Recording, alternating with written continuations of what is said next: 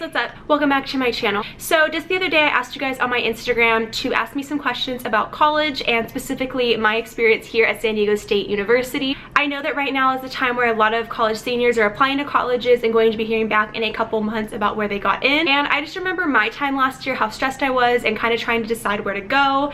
And I watched a lot of videos on advice and different college related things. So I thought I would make this video and kind of help you guys out when it comes to applying for college. I'm going to be giving a bunch of my own tips on how I got into San Diego State, along with answering a bunch of the questions that you guys have asked as well. So without any further ado, let's get into the video and I hope you guys enjoy. So I have a bunch of stuff written down on my phone, so if I'm looking down, that is why. But I'm just going to kind of start off with like the facts of San Diego State, the average GPA, SAT scores, and things like that. So here at SDSU, we have a 34% acceptance rate, and within this last year, we had, I believe, around 80 to 90,000 applicants for the freshman class. Right now, the enrollment is currently 34,000, and the average GPA accepted is a 3.6, and an average SAT score to get in here is 1,500 to 1,820. I'm not sure ACT scores, but if I find that out, I will leave that linked down below. And currently, right now, I'm a poli-sci major with a minor in Spanish. And then I'm just gonna kind of go into all of these schools that I applied to,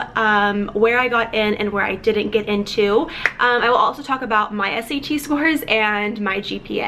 So coming into college, I had a GPA, I believe when I graduated, it was a 3.7 GPA, I think is what I graduated, 3.7, 3.8, and my SAT score was the absolute worst. My SAT was a exact 1,000. That is terrible if you want to literally like get accepted to colleges that it's not the SAT score to get, and I wasn't really aware of that. I have really bad test anxiety, and when I was applying for college and my counselor like knew my SAT score, he was just in shock. Like we were so just, it was shocking. My GPA and like my extracurriculars and like community service like made up for that. So if you're like me and have really bad test anxiety and have a lower SAT score, don't be too worried. Just make sure you have like other things to kind of make up for it. I know SAT scores do count a lot for your acceptances, especially here at CSU schools. I know they mainly just look at like your GPA and your SAT score, which was really surprising to me that I got in to a state school with 1,000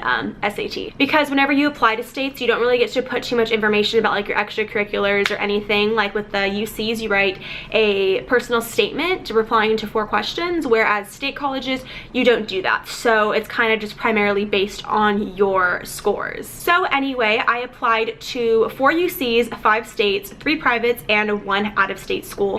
As for my UCs, I applied to UC Santa Barbara, UC San Diego, UC Merced, and UC Santa Cruz. As for the UCs, the only UC I got accepted to was UC Merced, and that was kind of like my safe school, and that was the only UC that I got accepted to. As for states, I applied to SDSU, CSU Long Beach, Cal Poly SLO, and CSU San Marcos. The only states that I got into were CSU San Marcos and San Diego State University, and my #1 state was Cal Poly, and my overall #1 school was UC Santa Barbara, and as I mentioned, I didn't get into either, so it was really discouraging, but it all happens for a reason. If you don't get into your #1 school, it is okay. I didn't get into any of my top schools, and literally San Diego State is like the perfect fit for me, so there is nothing to worry about. You will end up where you need to be. For my privates, I applied to University of San Francisco, USC, and University of the Pacific, and I got into University of the Pacific and University of San Francisco. For my out-of-state, I applied to Oregon State University, and I also got in there, and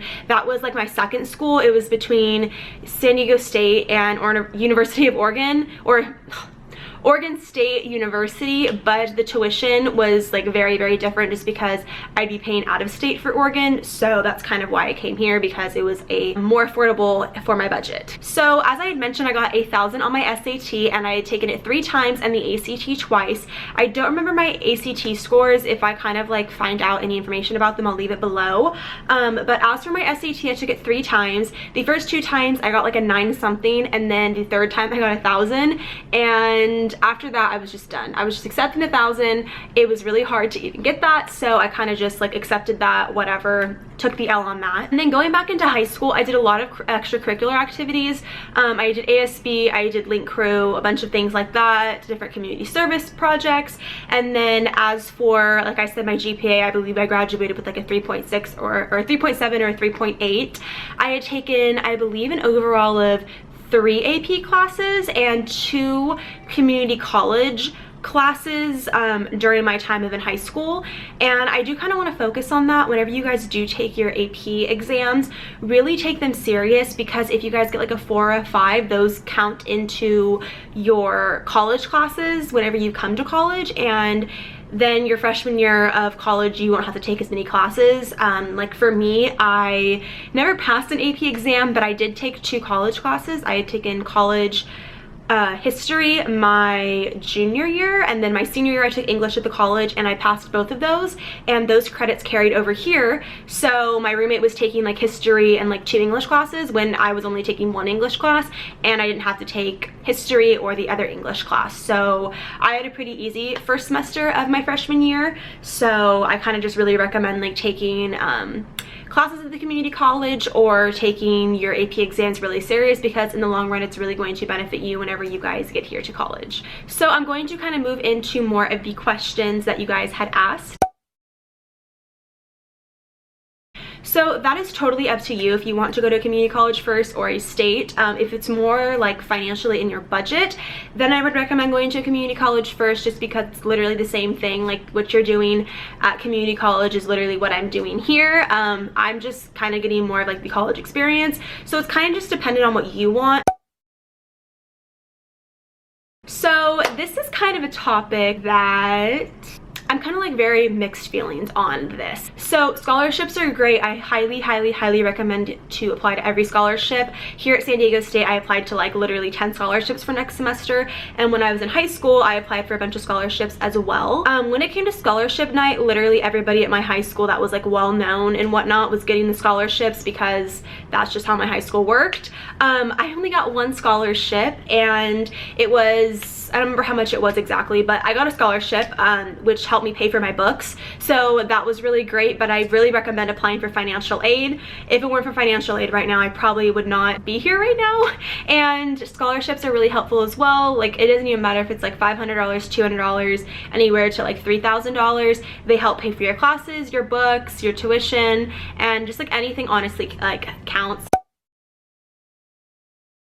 As for dorms, all of our dorms here at San Diego State are pretty nice. I'm not sure the exact dorms that we have, but if I can like literally remember them, I'll literally list them all right here. But we have quite a bit of dorms, and they're actually building a new dorm hall here on San Diego State that I believe will be open next year for incoming freshmen. But all of our dorms are pretty nice. The oldest dorms are actually Maya and Omeka, and those are the only ones that are brick walls. So if you guys ever watch like dorm tours of like colleges and you guys see that they have like brick walls like painted white or just actual brick, we only have 1 of those dorms. All the other dorms are actual like walls. So all the other bathrooms are communal, and when I had first moved in here before I got moved to South Campus, I actually had communal bathrooms, and I thought they were going to be really disgusting, and they were actually really nice. Like the showers were literally never used at the time I was using them, and they literally cleaned them every day, so they were really clean. So I never really had a problem with the bathrooms, so it's not really that bad. But overall the dorms are pretty nice. They're kind of small, so really like minimize like what you bring to college, because you're not gonna need it all. I promise you, I'm taking so many things home when I go home for break that I just didn't end up needing or using. So this semester I am taking oral communications, RWS 200, which is like a writing class, and then I'm taking Spanish, which is like my foreign language. You don't have to take that, but I chose it because that's my minor. And then my 4th class I'm taking is PolySci 101, because PolySci is my major. So this semester I'm only taking 13 units, and then next semester I'm taking 16.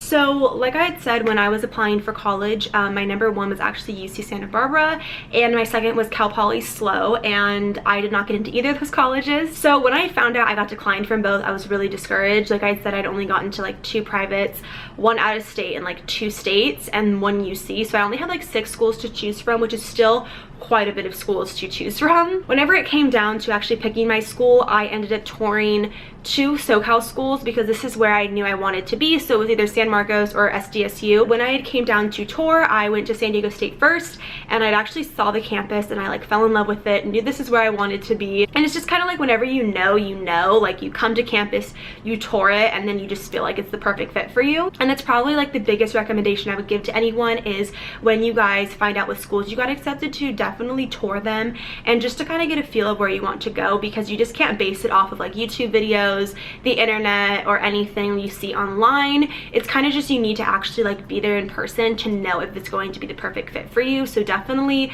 take advantage and go on as many college tours as you can. I think that definitely helped me decide that I wanted to be here, and that's kind of how I knew that San Diego was for me.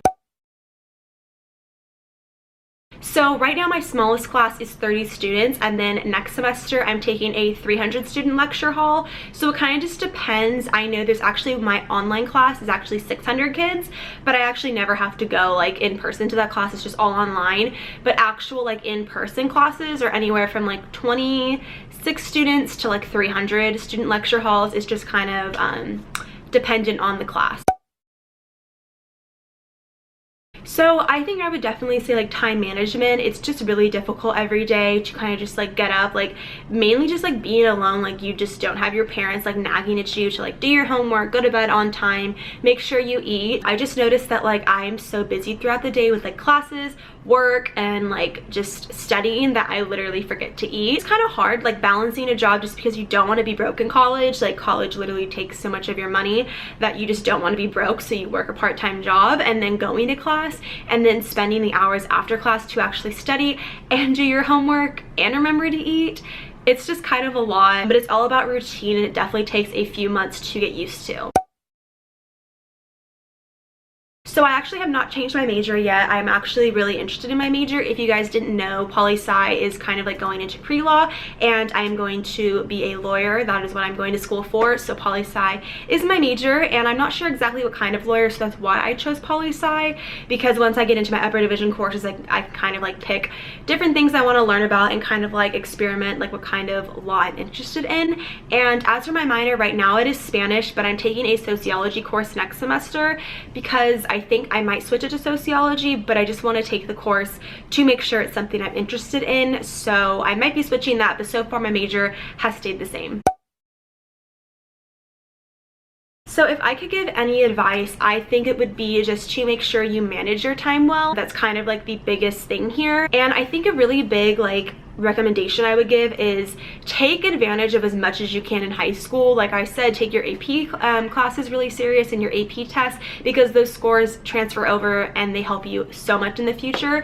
And if your guys' college courses do transfer over here, I know if you guys, like people who watch my videos, if they're actually from my hometown, the community college in my hometown transfers over, but I know some colleges don't. So just make sure you double check that. But I do recommend taking college courses and then having them transfer over here, because you will just have a much easier time here. You already have a bunch of classes out of the way. You can take different classes or you can take less classes. It's just kind of dependent on you, but I would just really recommend doing the most that you can in high school just so you have an easier time here at college.